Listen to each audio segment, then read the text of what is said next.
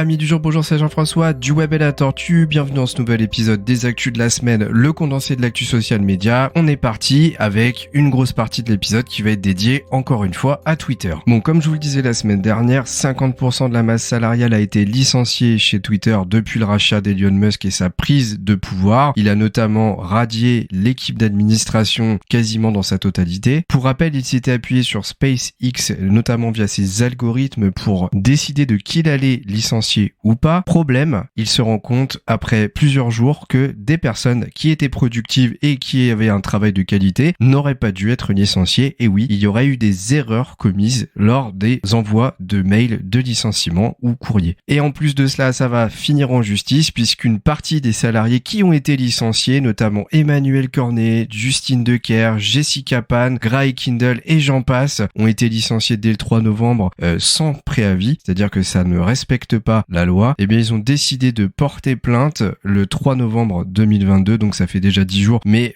ça a été révélé il y a quelques jours seulement, d'autant plus que c'est un reproche qui avait déjà été fait à Elon Musk sur sa direction de Tesla, puisqu'il n'avait pas respecté le préavis obligatoire de 60 jours. On revient sur l'histoire des badges de certification, où en fait il fallait obligatoirement payer un abonnement à Twitter Blue de $8 par mois. La semaine dernière, je vous disais que ceci était obligatoire même pour les comptes qui étaient déjà certifiés s'ils voulaient conserver ce badge. Et dans la semaine est arrivé encore un nouveau type de badge, un badge gris qui était là pour un petit peu certifier les comptes politiques, les comptes de personnalités un peu officielles, les chefs d'État, etc.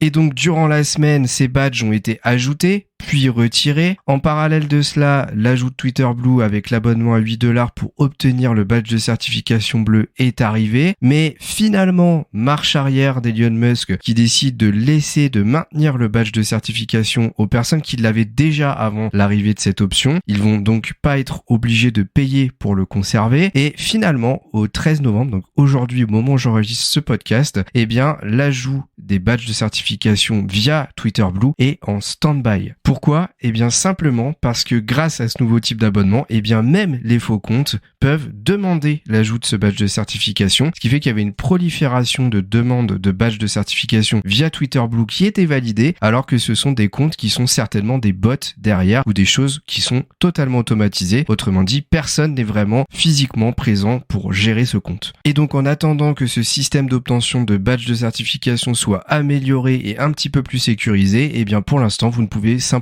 plus le demander.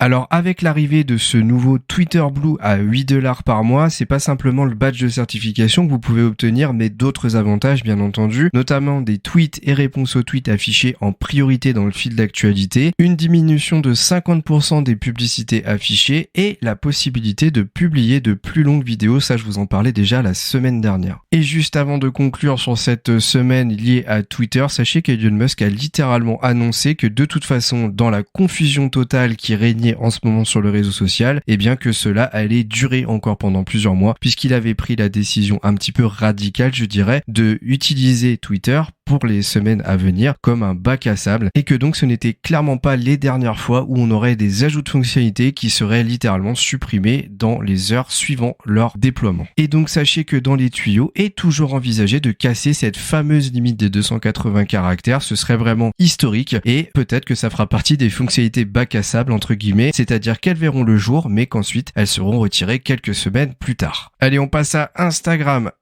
qui avait déjà déployé aux États-Unis, en Inde et au Brésil une fonctionnalité permettant de mieux savoir et de renforcer la sécurité des mineurs en vérifiant leur âge, va continuer le déploiement de cette fonctionnalité qui est tout simplement la demande obligatoire d'envoyer un selfie à Instagram. Pour être plus précis, ce serait un selfie éphémère pour une sécurité renforcée, une fonctionnalité développée en partenariat avec l'entreprise Yoti qui est spécialisée dans la vérification de l'âge en ligne. L'outil donc va permettre, grâce à un selfie vidéo enregistré, d'analyser les traits du visage et d'estimer l'âge de l'internaute. La fonctionnalité devrait arriver dans les semaines qui viennent en Europe et au Royaume-Uni. Et une fonctionnalité native bien pratique qui vient d'être déployée sur le réseau social, la planification de Reels, photos et carousel jusqu'à 75 jours en avance. C'est vraiment super. Jusqu'à présent, vous pouviez le faire, mais uniquement via la Meta Business Suite ou grâce aux outils de planification en ligne type Hootsuite, Agora, Pulse, etc. Il est donc possible de le faire directement sur votre application publication. Lorsque vous créez une publication, sélectionnez paramètres avancés, sélectionnez programmer ce post, choisissez la date et l'heure du post, revenez sur votre publication, puis sélectionnez programmer, le tour est joué. Allez, petite news concernant le groupe Meta et pas des moindres, puisque la maison mère de Facebook annonce la suppression de 11 000 emplois. L'entreprise justifie cette réduction d'environ 13% par des performances financières décevantes. Je vous l'avais déjà annoncé dans les semaines qui se sont écoulées. Les chiffres de Meta sont vraiment historiquement faibles. C'est certainement l'un des plus gros plans de licenciement de l'histoire de la tech, puisque Snapchat, fin août, avait licencié 1200 employés, soit 20% de ses effectifs. Là, imaginez-vous, c'est 11 000 personnes, c'est énorme. Allez, petite news YouTube pour vous parler d'un nouveau système qui s'appelle Go Live Together. En fait, c'est une fonctionnalité qui existe déjà sur Twitch, son principal concurrent. Sur la plateforme Twitch, vous connaissez cette fonctionnalité sous le nom de Squad. En fait, ça permet d'inviter d'autres personnes ayant eux-mêmes leur chaîne Twitch, et donc là, ce serait YouTube Live. Voyez ça comme du co-streaming. Ça se fait beaucoup sur la plateforme Twitch quand on a envie de jouer à un jeu vidéo à plusieurs, par exemple les modes multijoueurs de certains jeux de guerre, de stratégie ou encore des jeux fun comme Among Us. Cela permet de switcher d'une chaîne à une autre lorsque le streaming se fait à plusieurs personnes sur le même jeu vidéo. À préciser que si une pub est diffusée durant le streaming, c'est la personne à l'initiative de l'invitation qui récupérera l'argent et ce ne sera donc pas divisé entre toutes les invités. C'est important de bien le comprendre. Allez, comme d'habitude, on termine ce podcast avec les études statistiques de la semaine que je vous partage et que je vous mettrai comme d'habitude également en lien dans la description. Et on commence par une étude retranscrite par le magazine Slate